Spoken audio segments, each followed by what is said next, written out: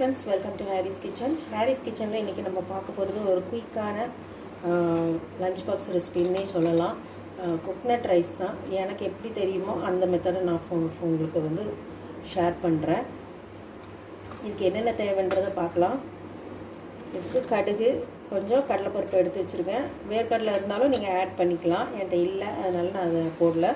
கொஞ்சம் முந்திரி பருப்பு, கொஞ்சம் கருவேப்பிலை, 2 பச்சை மிளகா, கொஞ்சம் தேங்காய் துருவினது, அது போக கொஞ்சம் இஞ்சி எடுத்துருக்கேன். அது கொஞ்சம் நல்ல ஃப்ளேவராக இருக்கும், அதுக்காக நான் இஞ்சி எடுத்துக்கிறேன். இது எப்படி பண்ணலான்னு பார்க்கலாம்.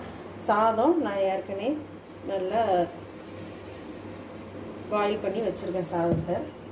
இப்போ இதில் கோகனட் ரைஸ்க்கு நான் கோகனட் ஆயில் தான் ஆட் பண்ணுறேன். இன்னும் ஃப்ளேவர் அதிகமாக இருக்கும் உங்களுக்கு.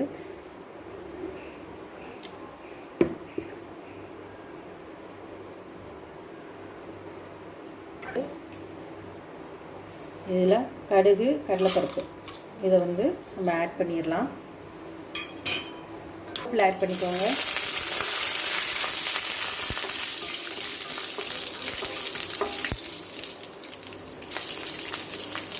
நான் 2 பச்சை மிளகாய் தான் ஆட் பண்ணுறேன், போதும்.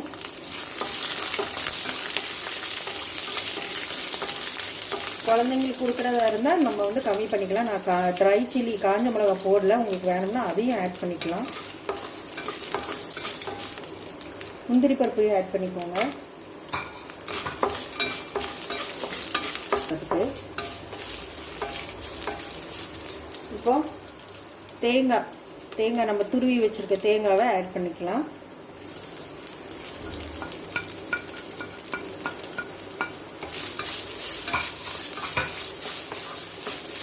நான் அரை மூடி தேங்காய் தான் எடுத்தேன். அது வந்து சின்ன சைஸ் தேங்காய்னால அரை மூடியில் கொஞ்சம் மட்டும் துருங்க.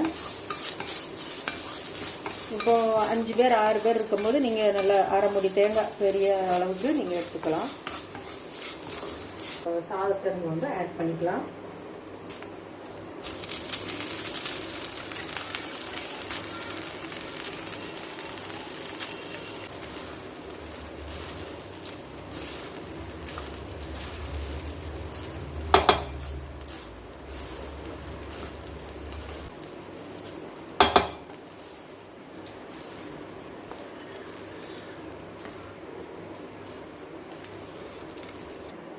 கோகனட் ரைஸ் வந்து உங்களுக்கு ரெடியாக இருக்குது. கண்டிப்பாக ட்ரை பண்ணி பாருங்கள், உங்களுக்கு ரொம்ப பிடிக்கும். ரொம்ப சிம்பிளாக ஈஸியாக மார்னிங் உங்களுக்கு லஞ்ச் பாக்ஸில் வச்சு கொடுக்குறதுக்கு இது ரொம்பவே யூஸ்ஃபுல்லாக இருக்கும்.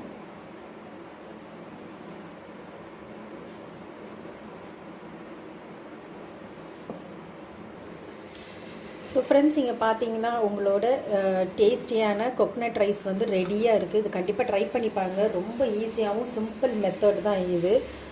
அதுக்கு வந்து காம்போவாக நம்ம வந்து உருளைக்கிழங்கு பொரியல், இல்லைன்னா வாழைக்காய் ஃப்ரை, இல்லை சிப்ஸ் கூட நம்ம வந்து சாப்பிட்லாம். நான்வெஜ்ஜில் இருக்கிறவங்களுக்கு ப்ரான் இல்லைன்னா சிக்கன் ஏதாவது வச்சு சாப்பிட்லாம். கிரேவி வச்சு சாப்பிட்லாம், ரொம்ப டேஸ்ட்டாக இருக்கும். நான் இன்றைக்கி கொஞ்சம் ப்ரான் கிரேவி பண்ணியிருக்கேன்.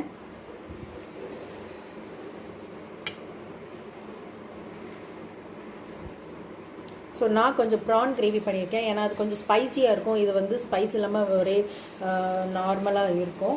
இந்த கிரேவி போட்டு சாப்பிடும்போது இன்னும் டேஸ்ட் நல்லாயிருக்கும். கண்டிப்பாக ட்ரை பண்ணி பாருங்கள். நெக்ஸ்ட் வீடியோவில் இதே மாதிரி ஈஸியான யூஸ்ஃபுல்லான ஒரு ரெசிபியோடு உங்களை வந்து சந்திக்கிறோம். அது வரைக்கும் தேங்க்யூ ஃப்ரெண்ட்ஸ்.